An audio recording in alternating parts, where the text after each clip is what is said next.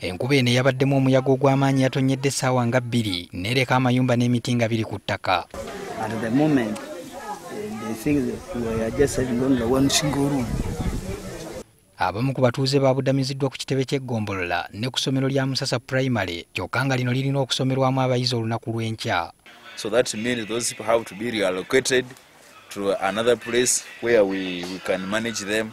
Ebyokulya bifuuse ekizibu oluvannyuma lw'emmere yaabwe okwonooneka okugattako engoye n'ebyokwebakako. People are here, they don't have anything to support them in terms of food. All the clothes were destroyed in these buildings, as you can see from here. Waliwo obweraliikirivu nti n'ekirwadde kya kolera kyandizinda ekitundu kino oluvannyuma lwa kaabuyonjo ezisinga okusaanawo era abakulembeze b'omu kitundu basaba buyambi okuva mu gavumenti. We are not sure how we are going to manage how the community can construct toilets in the next 2 to 3 days. So we are calling upon UNICEF and other stakeholders, central government, to come in to provide the relief services as far as how we can manage or how we can prevent cholera outbreak in this area.